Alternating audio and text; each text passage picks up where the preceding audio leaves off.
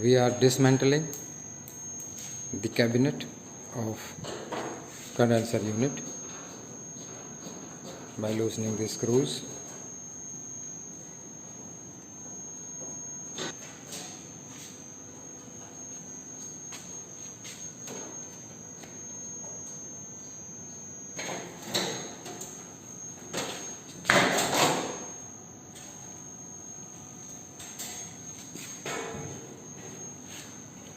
So now we can see internal view.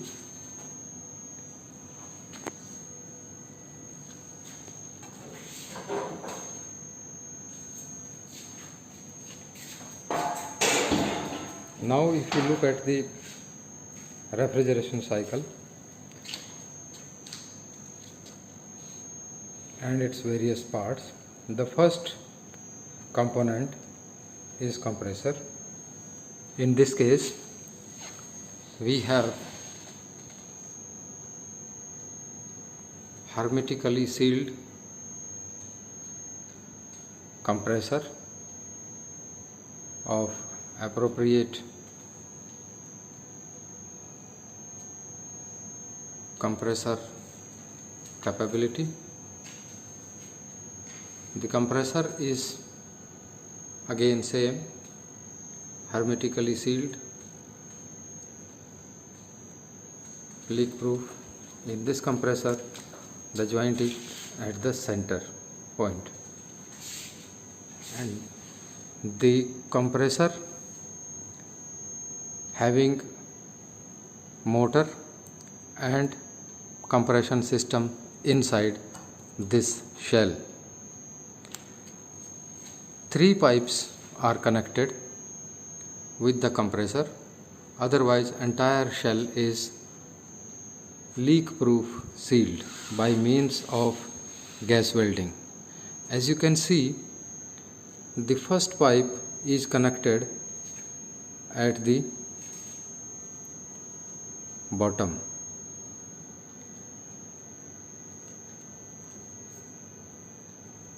Yeah, we have arranged light. So you can see the shell connected with the discharge pipe. It is welded here and the pipe coming out. This is discharge line. Don't confuse with the discharge line. Discharge line actually is the line that is connected with the compressor and condenser, and it carries high pressure and high temperature refrigerant, compressed refrigerant, which is coming out from the compressor and going to condenser for condensing.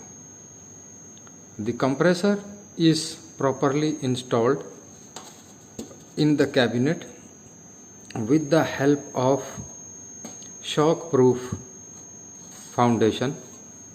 As we can see, if it vibrates during its operations, then it should not make any sound.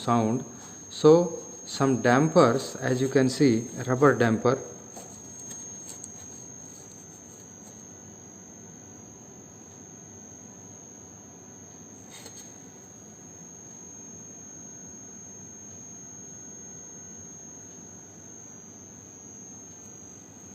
they are total 4 in number.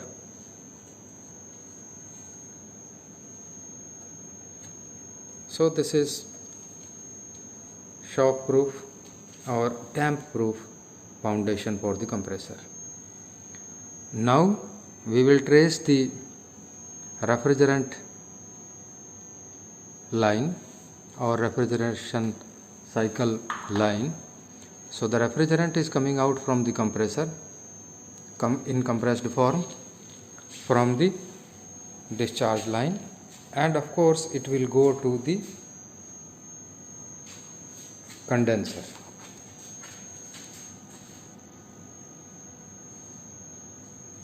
So this heat exchanger is condenser.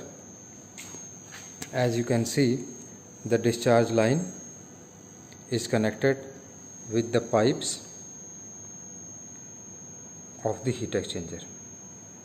Various pipes are connected with each other by means of U-shaped connectors in the heat exchanger. Every pipe of heat exchanger is again fitted with various fins to increase the heat transfer rate.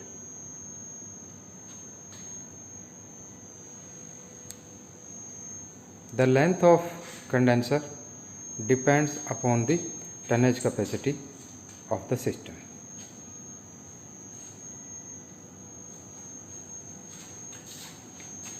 After condensation,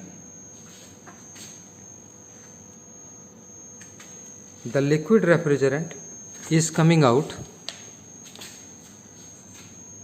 from the condenser and being taken out by this pipe and enters into a simple filter.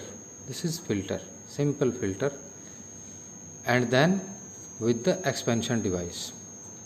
In this case, the expansion device is a capillary tube of small diameter. Here two such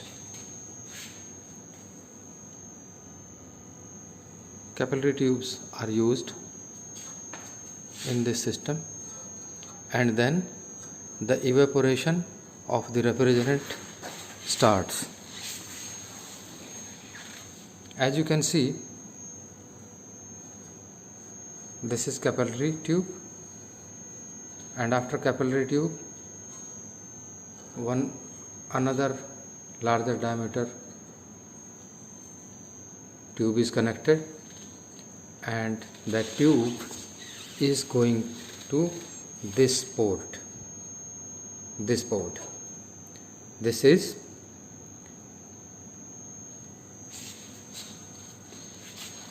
the port which will be connected with the indoor unit by means of a copper tube.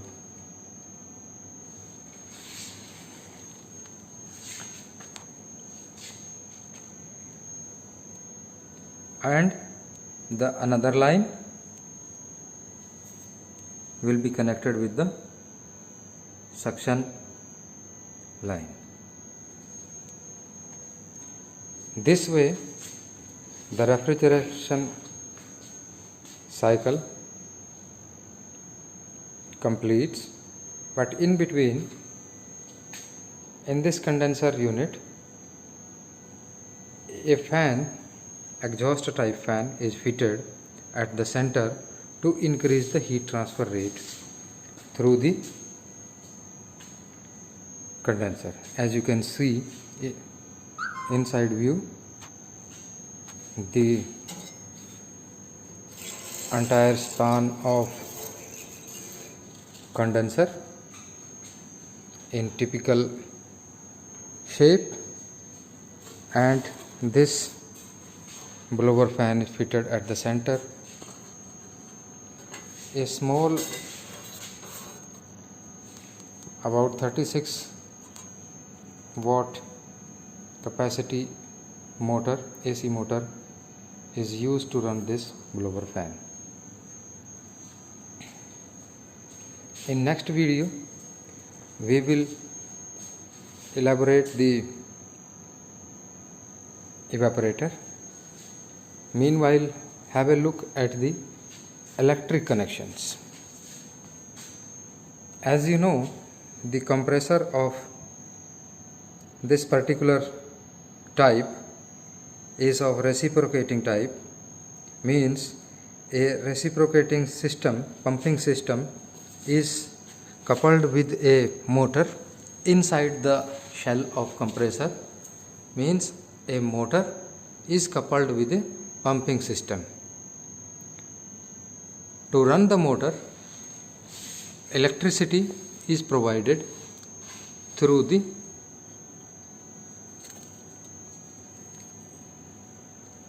shell of the compressor by means of these three wires. As you can see, red, black and white wire. So phase, neutral and earth.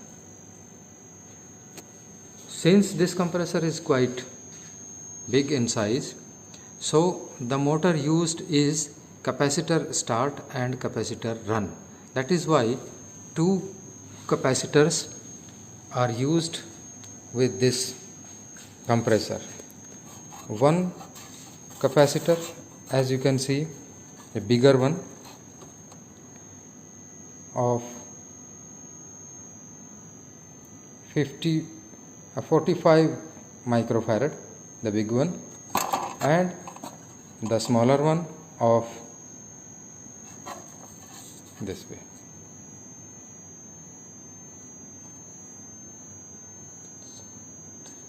.15 microfarad, 440 volt AC. So if sometimes compressor is not working, then during the fault detection, the service engineer looks various electrical connections, including testing of the capacitors.